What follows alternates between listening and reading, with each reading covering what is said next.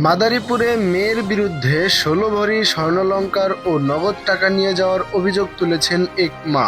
অভিযোগ, মেয়েটি তার মায়ের ও খালার স্বর্ণালংকার নিয়ে শ্বশুরবাড়িতে চলে যান। মায়ের দাবি, তার মেয়ের স্বামী, শ্বশুর ও শাশুড়ির পরামর্শেই এসব স্বর্ণালংকার নিয়ে যাওয়া হয়েছে।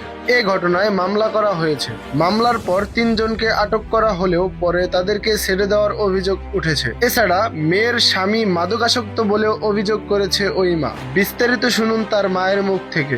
আমার মেয়ে বেঁচে গিয়া স্বর্ণ নিয়ে আসছে আমার বাবার বাড়ি থেকে, আমার বোনের স্বর্ণ ১৬ ভরি। ওই স্বর্ণটা আমি উদ্ধার করার জন্য আজকে থেকে আসা। ইমু আক্তার আমার মেয়ের নাম। আমার মেয়ে ১৬ ভরি স্বর্ণ নিচ্ছে আমার বোনেরটা আমার বাবার বাড়ি থেকে নিয়ে গেছে, নিয়ে শ্বশুর বাড়িতে শ্বশুরের কাছে দিয়ে দিছে। আনারখা পেশকার এখন আসছে সেরেস্তাদারের সহকর্মী। সে আমার তার বাসায় আমি গেছি। স্বর্ণ সে নেওয়ার পরে আমরা ভিডিও ফুটেজ দেখা আমরা পাই যে আমার মেয়ে নিছে। দেওয়ার পরে তারা অনেক খারাপ আচরণ করে আমাদের সাথে। পরে আমরা মামলা করতে আসছি। আমরা মামলা করছি ১০,০০০ টাকা দিয়ে। পুলিশে দিচ্ছি ১০,০০০ টাকা। আর ৩ জন আসামি ধরছে। ৩ জন আসামি ধরতে আমরা ১৭,০০০ টাকা দিচ্ছি।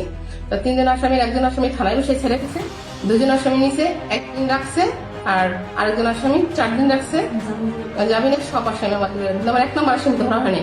আমি বারবার করে বলছি আমার 1 নম্বর আসামি ধরেন। আমার মেয়ের স্বীকৃতি আছে যে সে থানায় বসে বলছে যে আমার কাছে স্বর্ণ আছে। আমার বোনের কাছে বলছে যে আমার স্বর্ণ আছে, এই স্বর্ণ আমি কালকে সকালে নিয়ে আসবো। এখন আমি কিছুতেই আমার এই আইনের থেকে সহযোগিতা পাইতেছি না। ইতিপূর্বে গত বছরও আমার ঘরের থেকে আমার মেয়ে স্বর্ণ নিচ্ছে 7 ভরি। আমি আমার এলাকার মানুষ আত্মীয় স্বজন নিয়ে ওই আমার লাইজু আক্তার, আমার মেয়ের শাশুড়ির নাম লাইজু আক্তারের আলমারি থেকে লাইজু আক্তার নিজের স্বর্ণ বের করে দিচ্ছে। তখন থেকে আমার ঘরে আমি স্বর্ণ রাখি না। ইতিপূর্বে আবার লিবিয়া যাওয়ানোর জন্য তার ছেলে লিবিয়া পাঠিয়েছে, সেজন্য সে 15 লক্ষ টাকা চাইছে। আমি একটা কথা দেয়নি না, যার কারণে সে আমার মেয়ে অসুস্থ হয়েছে মতন আমার বাসায় ফালাই রেখে গেছে। এই উপলক্ষে এই 15 দিন 5 মাস ছিল, একদিনে যোগাযোগ করেনি। আমি আমার মেয়ের ডাক্তার দেখাইছি 52,000 টাকা দিয়া, 1 টাকাও দেয়নি সে। এখন সে আবার নতুন করে 15 দিনের মধ্যে খাতির করে সে 5 তারিখে স্বর্ণ চুরি করায়, 11 তারিখে সে ব্রিকেজ করে স্বর্ণ নিয়ে যায়। আমার মেয়ের নেয় না। 12 তারিখে আমার মেয়ে স্বর্ণ ছাড়া যায়।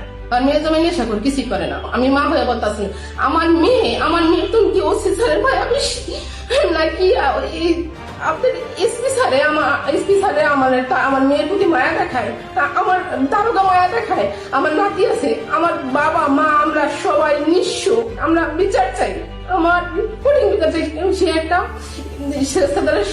সহকর্মী হইয়া সে প্রশাসনের বিরুদ্ধে সে উল্টাপাল্টা কথাবার্তা বলে, জজদের বিরুদ্ধে। সে বলে আমি নাকি কিছুই করতে পারবো না। আমার স্বর্ণটা সে রাইখা দিছে। আমার কাছে ভিডিও ফুটেজ সব প্রমাণ থেকেও আমি ন্যায় বিচার পাইতেছি না। লাইজু বেগম হয়েছে তার শাশুড়ির নাম, আর আবিদ খা হলো আসামির স্বামীর নাম। আমি চাচ্ছি আমার 1 নম্বর আসামি ধরতে। আমি তাদেরকে দিয়ে কি করবো? আমার লাগবে স্বর্ণ উদ্ধার। ওসি স্যার আমার নিজে বলে স্বর্ণ কি হাওয়ায় গেছে, স্বর্ণ কি উড়ে যাবে, স্বর্ণ পাবে না যাতে হাই উদাস কেন, এই কথা সে কালকে বলে আমাকে। আর সকাল বিকাল বলে আমি ধরে দেবো মানে আজ না কাল আইরে বইলাতে মানে এই কথাই বলতেছে। আজকে দেখেন মামলা হয়েছে কতদিন, গত মাসে মামলা হয়েছে। আজ পর্যন্ত আমার আসামিটা ধরে না। তারা তাদেরকে হাজির হয় কিন্তু আসামি ধরে না। আমি স্বর্ণ উদ্ধারের জন্য আরেকটা মামলা করছি, সেটাই সে হাজির হয় কিন্তু আসামি ধরে না। আমি অন্য জায়গায় ছেলেরে আমি দিয়েছিলাম, আমার মেয়েরে দিয়েছিলাম বিয়া, সেই জায়গা থেকে সে ওই ছেলের সাথে সে গেছে বিয়া। আমি দিছি বিয়া, আমি তো বিয়া দিই না। হ্যাঁ, দ্বিতীয় বিবাহ। আমার জোর করে 150 মানুষ আইসা আমার ব্ল্যাকমেল করে আমার 150 মানুষ খাওয়ান লাগছে।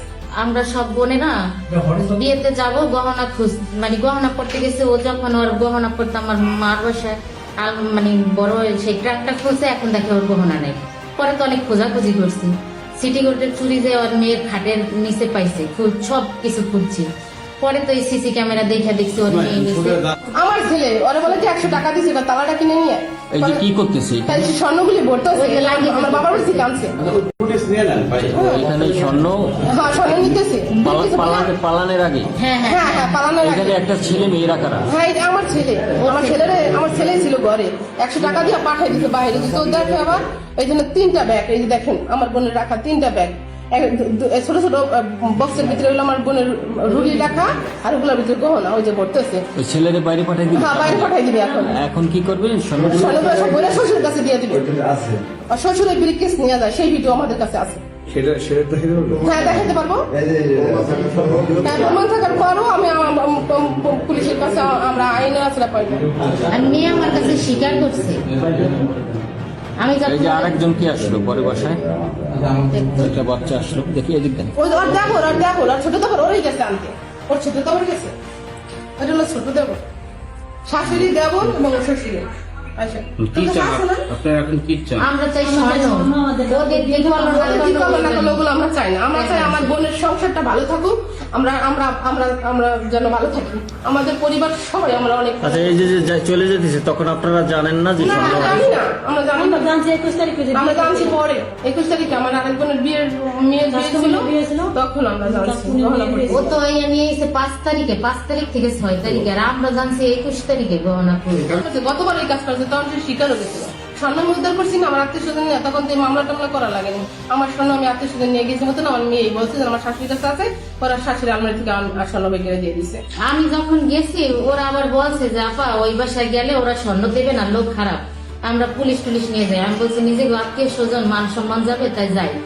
পরে আমরা 3 বোনে গিয়ে ওর আমি কান্নাকাটি করছি অনেক, ওর পায়েটাই জড়াই ধরছি। পরে আমার বলতেছে আন্টি তুমি কাইন্দো না, স্বর্ণটা আমার কাছে নাই। এ বলছে পরে ওর জামাই শোয়া ছিল, উঠে একটা বটি নিয়ে আমাদের কোপানের জন্য উঠছে। একজনে লইছে ইট, আরেকজনে বটি নিয়ে আমাদের দোতলা থেকে নিচে নামাইছে। পরে ওই যে পুলিশ ফোন দিয়া পুলিশে গিয়ে আমাদের উদ্ধার বিরাজছে ওইখান থেকে। পরে আমরা থানায় যখন আমার পরের দিন অভিযোগ করতে আসছি, তখন এই মেয়েরা এই যে শাকিল মোহরি, ও আর আমি আর শাকিলের একটা বন্ধু আড়ালে ডাক দিয়ে নিয়ে ওই মেয়ের ধরে আমি যখন জড়াইয়া কানছি, মেয়েও আমারে ধরে কানছে।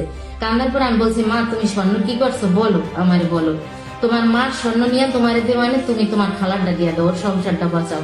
তখন ও আমার বলছে কি আন্টি তুমি কাইন্দো না, স্বর্ণ আমাকে বিক্রি করে ফেলাইছো বলো, তাইলে আমরা যেটি বিক্রি করছো ছাড়াই নিয়ে আসি। ও বলতেছে বিক্রি করি নাই, স্বর্ণ আছে, তুমি কাইন্দো না আন্টি, আমি যদি আমার মেয়েটারে নিয়ে পালাইতে পারি কালকে সকালে তোমাদের স্বর্ণ নিয়ে তোমাদের কাছে দেবো।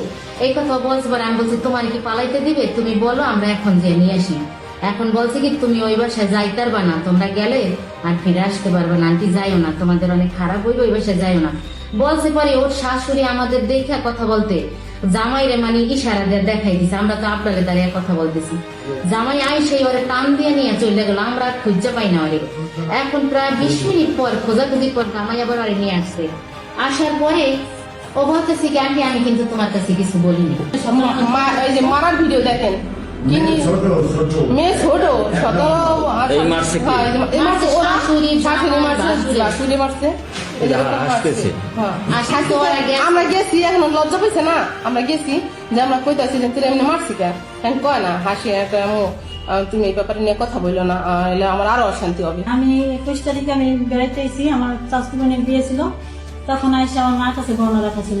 আমি গহনা পড়তে যদি একটা গহনা নেই, পরে আমি মায়ের একটু গহনা করি, মায়ের কয় এখানে তো মেয়ে নিতেছে, তো বিস্তাইলাম সব জায়গায় বিস্তার দিয়ে থাক। পরে আমাদের বোনেদের খবর দিছি, খবর দিয়ে পরে জিজ্ঞাসা করলাম। পরে আমার বোনের জিজ্ঞাসা তোমার ঘরে কে কে আইছিল, ও বলছে তোর মেয়ে ছিল, আমার ঘরে কেউ আসেনি। পরে এরা কইছে, পরে আমি মেয়ের কাছে এলাম, তোমার বাসায় যে জিজ্ঞাসা মানে দেখছে ফুটে। পরে যা দেখি বিছনা নিচে ওই আমার গহনার ভিতরে 3টা চিঠিগুলো চুরি ছিল, ওই 3টা চিঠিগুলো চুরি ওই আমার ডাকনি যে বিছনায় ঘুমাইতো ওই বিছনায় খাটের তলে। তখন আমরা শিওরিলাম যে ওই নিছি। পরে সিসিটিভি ফুটেজ করতে গেছে, দেখে সিসিটিভি ফুটেজ সবগুলো ডিলিট করে হয়েছে। 5 তারিখের থেকে 8 তারিখ পর্যন্ত এখানে ডিলিট করে ফেলেছে।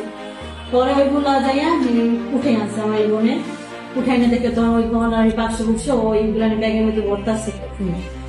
আর বারবারই কোর্টে আমার মেয়ে কাবিনই করে না, আমি কি মেনে নিবো আর কি কাবিন করছে, এই যে এখন জজ করে আমাদের যাওয়ার পরে তারপরে মনে হয় করছে না, জানি না। আপনার জামাইয়ের নাম কি? আবিদ খান।